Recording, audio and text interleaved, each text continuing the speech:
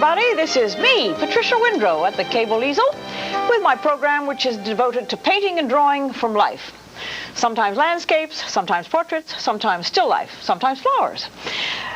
Today, this time, it'll be a two-part program because you need the time to do it, right? And I've brought in some colorless things, things that might solve the problem for people who have problems mixing many, many colors.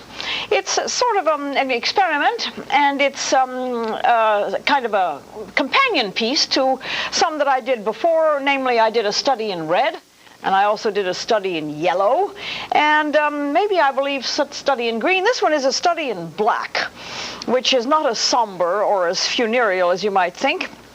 It's a wonderful thing to think that here we have local fruits and vegetables that are black.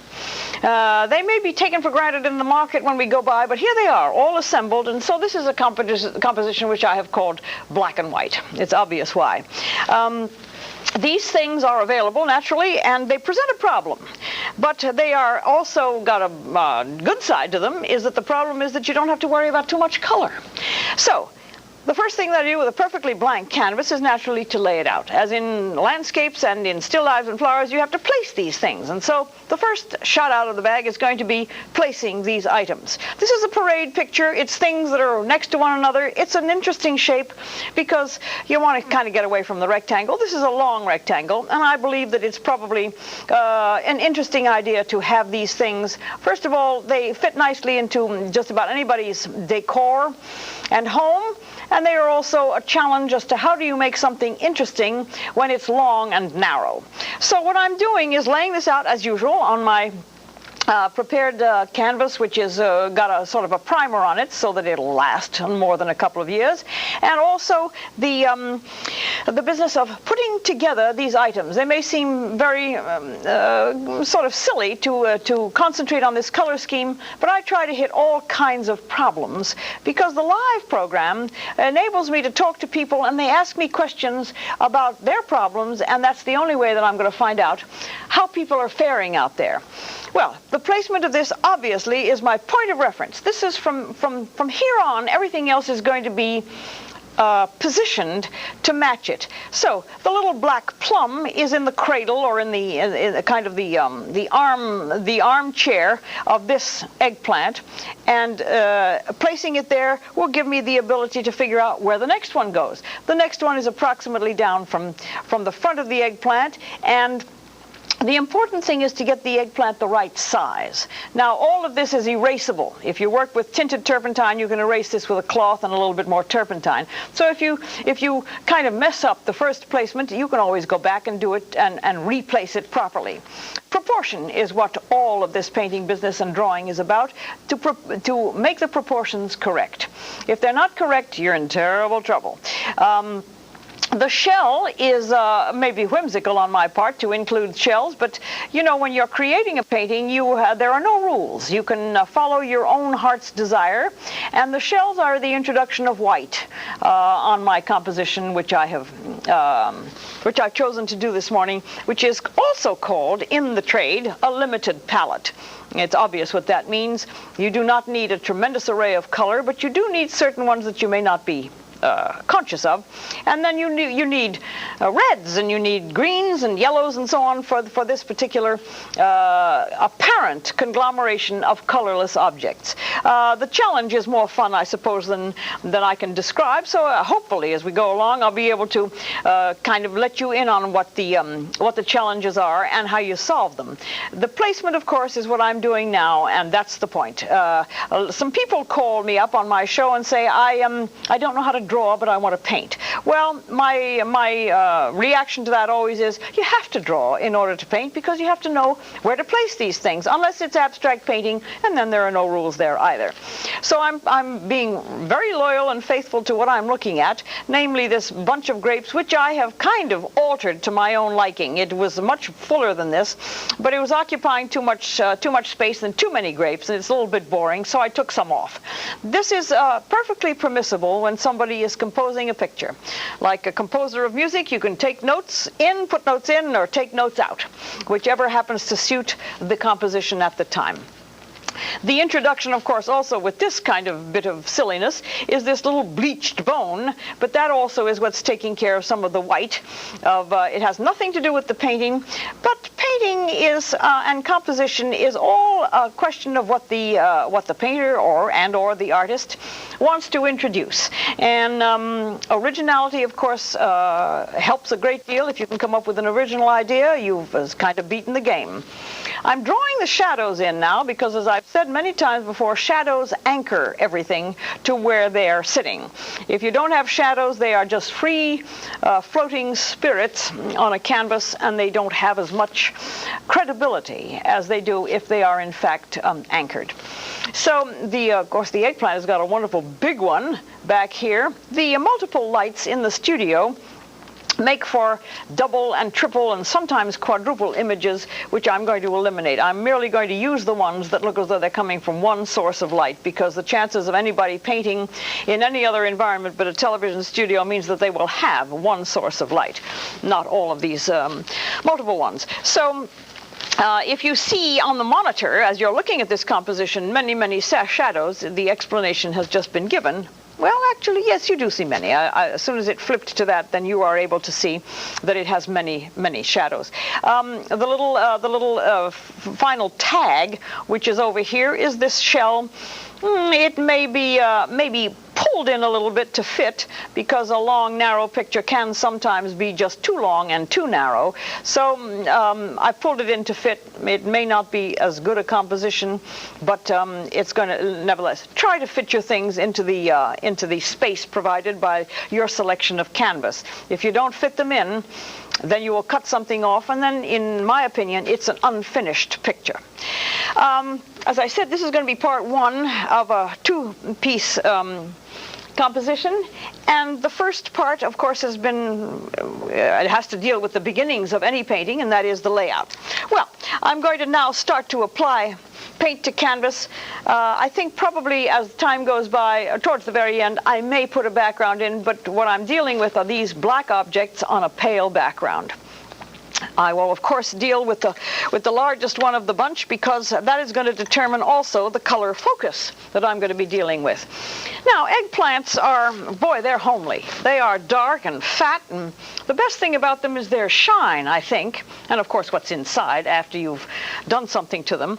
And but for the most part, it's a very strange and mysterious color. I also don't understand where the name came from, but for most of my purposes, I'm going to use some alizarin crimson, some phthalo blue, and see what happens. It is dark, but it's not black. Let me lay out the highlight. The highlight is going to hit this area, and it's going to hit this one.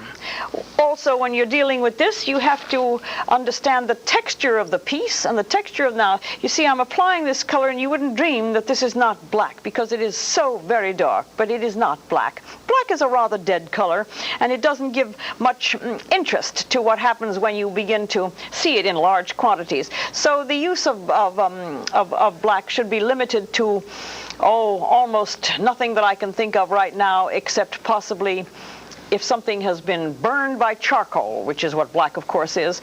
But these colors, the phthalo blue and the alizarin crimson, can give you such an extraordinarily dark tone that you don't ever have to rely on black.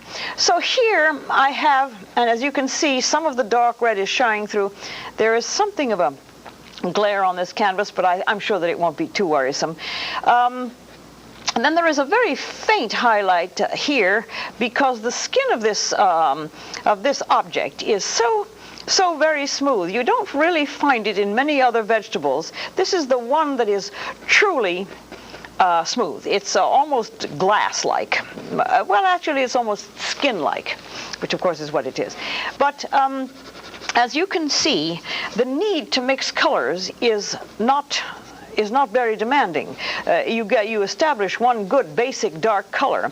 The problem is going to come in the highlight. And when you look at it, it is not white, because the white highlights are on the white objects. This is a tone below white, considerably below white, and I don't mean to make that sound like a mysterious painter's term, but under white, meaning not quite white and not quite gray. So that might present the one problem of dealing with this limited palette, is how do you make it believable? Because if you're not true to the color, then you lose the entire anatomy of the piece. So while I'm on this, let me point out that there is a scar on this particular piece of fruit, and it's a kind of an amorphous color, but it's anatomically what it is. And it's one of these, next time you go and buy one of these things, take a look and see if you can find these tan scars. I don't know where they come from, but they are definitely a part of the piece, and this one just happens to be in this area. There's another one on the other side, but obviously not visible to us. So I'm going to mix up the color of this highlight. I took white, and I mixed it with the dark color that I used for the eggplant itself. So this is merely a lighter tone than the dark. If it's right or if it's too dark, you lighten it. I'm going to let it blend off to the edges and then pull some lighter tone afterwards, but I must make sure that the blend is subtle, because that's what tells the story of the texture of this piece. And texture is what we deal with. The texture is what all painting is about. What happens to an object when the light hits it, and when the light hits it, that's when it is dealing with its texture. That's maybe many times one of the problems with landscape painting, how the texture of water can't possibly be given the same as the texture of trees. And so no different in something as supposedly homespun as a still life painting, but it's all still all in the same problem department, namely texture. I'll go back to this later when the paint has dried a little bit, and I will smooth this out even more with a different brush.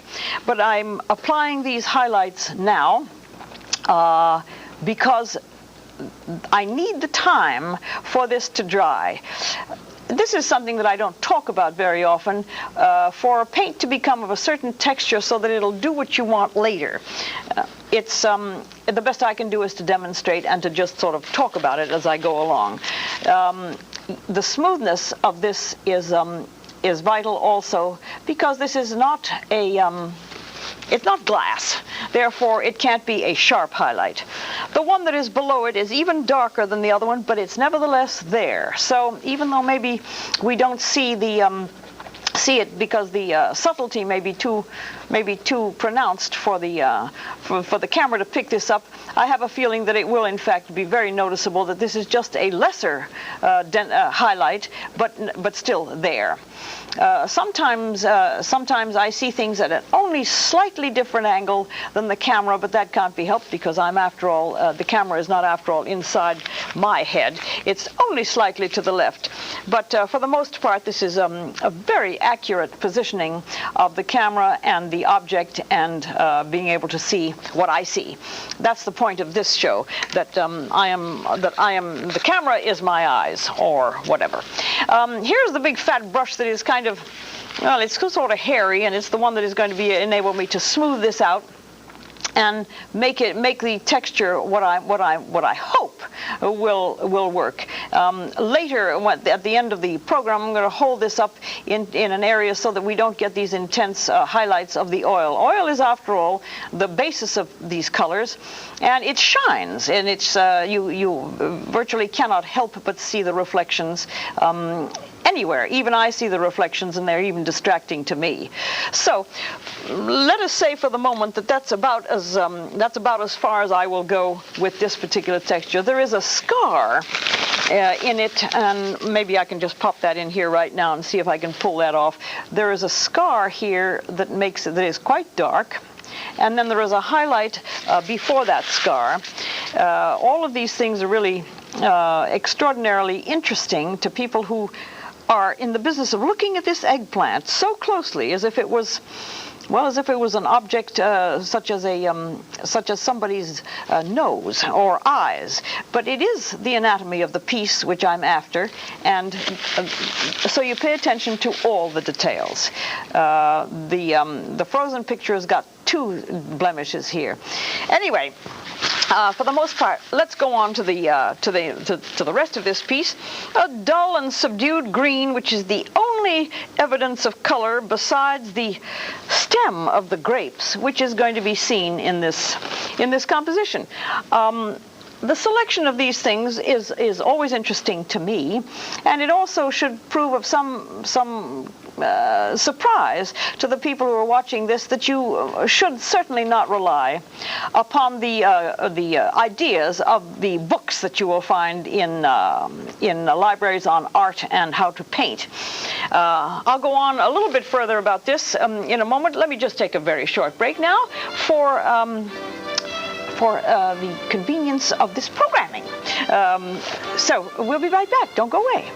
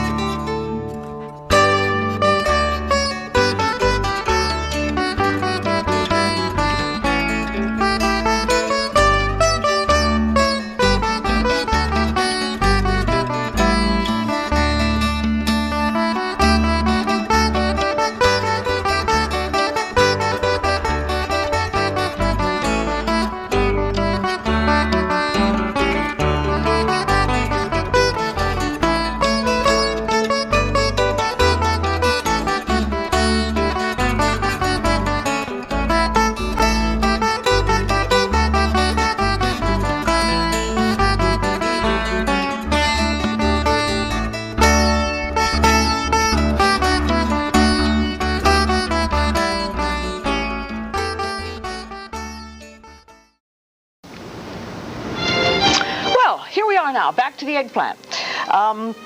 The need to study these things as you go along tells you an awful lot that you may not have known before. For the most part, I think that if anybody were to be asked, what's the color of an eggplant, they'd say, well, it's kind of a dark purple, isn't it? Well, it certainly is a dark purple. However, I have used no purple from a tube in this rendering. It is the phthalo blue and the alizarin crimson. Just a little piece of information which may be not just surprising, but also helpful if anybody decides that they're going to go and do this and they have problem mixing colors.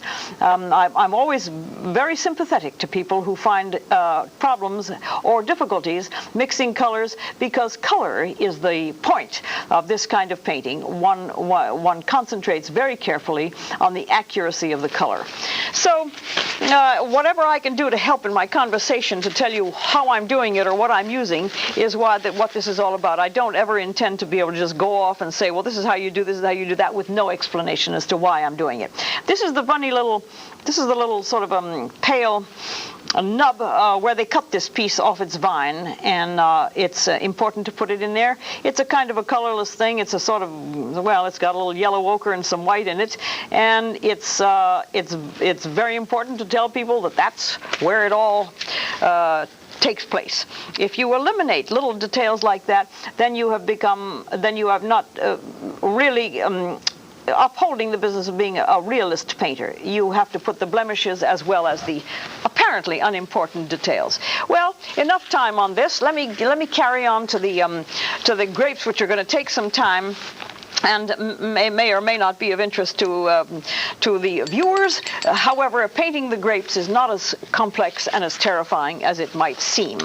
There is an overall dark tone to this whole mess of darkness here, and it's the same formula. It's going to be the alizarin crimson and the phthalo blue, and it's going to be put in rather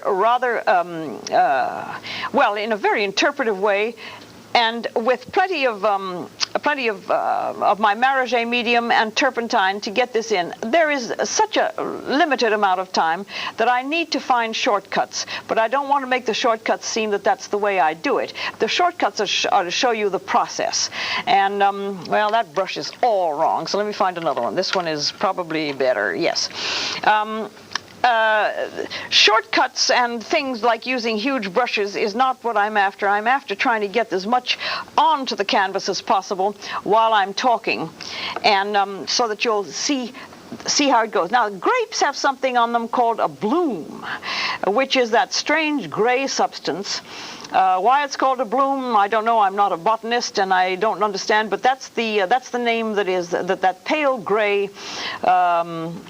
So I think it's a bacteria that is on the grapes, very typical of them. Now, these don't look like anything but little black marbles at this point. It's when you're going to put the bloom on them that they'll tell you that these are in fact grapes. So by doing one or two, and then maybe as long as I can, Julia Child cooks things in advance, maybe I can paint these and show you the final end, but I want to show you the process one at a time. The bloom is, of course, just a paler color than what the grape is itself, and it's very subtle. It only comes in certain places, and it's kind of mottled. It has to be looked at. You have to observe what you're seeing and understand that if you don't look at it, you're not really going to get the idea.